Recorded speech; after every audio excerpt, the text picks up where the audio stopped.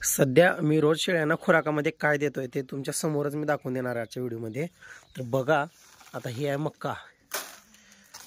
आणि कसं आहे, बऱ्याच जणांचा काय विषय असते, ते ग्रामवरती मोजून घेणं, ते पूर्ण म्हणजे शेळीला एवढं लागतंय, एवढं 250 ग्राम लागतंय, 300 ग्राम लागतंय, काही राहत नसते बरं का. तसं डायरेक्ट मोगम ना आपल्या हातानं जेवढं हे होतंय तेवढं घ्यायचं.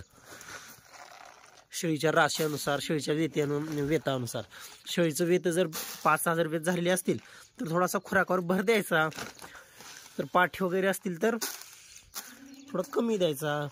आता बघा, पिवळा ॲड केलेला आहे, गहू ॲड केलेला आहे, मक्का ॲड केलेला आहे, तुम्हाला दिसत असेल व्हिडिओमध्ये. आता ही बघा शेंगदाणा पेंड थोडंसं टाकते वेळेस चुर्रा करायचा.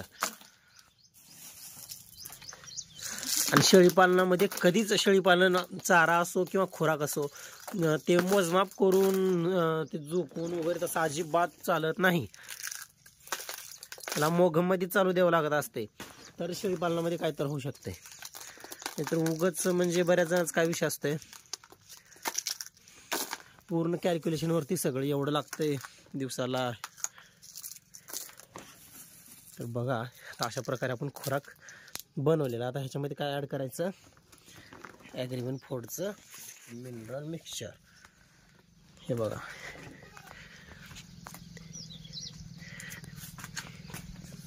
सांगायचा उद्देश काय, आता कसं आहे, एकाच वैरणीवर आपली शेळी आहे, फक्त तुरीचं कुळी आणि हरभऱ्याचं कुळी. त्याच्यामुळं काय करावं लागेल, भरड्यावरती लक्ष देणं. आता बघा, आपली हळद जास्त टाकायचं नाही बरं का, उगे राहते, हे बी प्रमाण कमी पण अत्यंत महत्त्वाचं.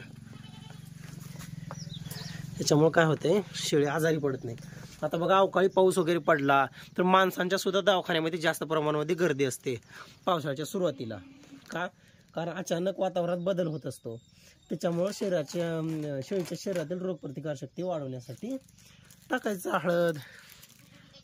ह्या गोष्टी लक्षात ठेवा. थोडं प्रमाणाचं मीठ, आणि मीठ दररोज वापरण्याची काय गरज नाही, पण प्रमाण कमी ठेवायचं. हे लागते थोडंच, पण महत्त्वाचं असतं खूप.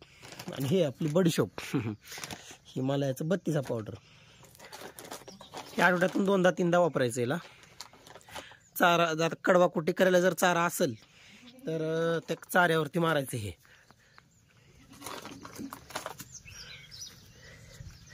मस्त असा आता आपला झालेला आहे असा परिपूर्ण असा आहार.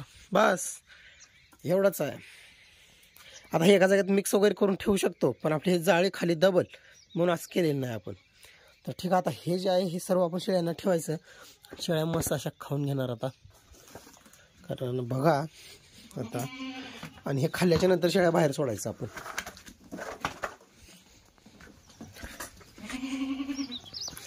सांगायचा उद्देश एवढाच आहे की शेळ्यांची व्यवस्थित काळजी घेत चला. बऱ्याच जणांचा विषय असतो की शेळ्यांना दूधच फुटत नाही आमच्या.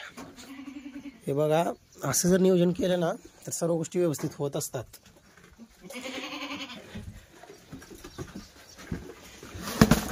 आता ह्या 2 पाटींना अजिबात ठेवायचं नाही, कारण पहिलेच म्हणजे माझटून जातील ते, कारण की अजून गाभण नाहीत.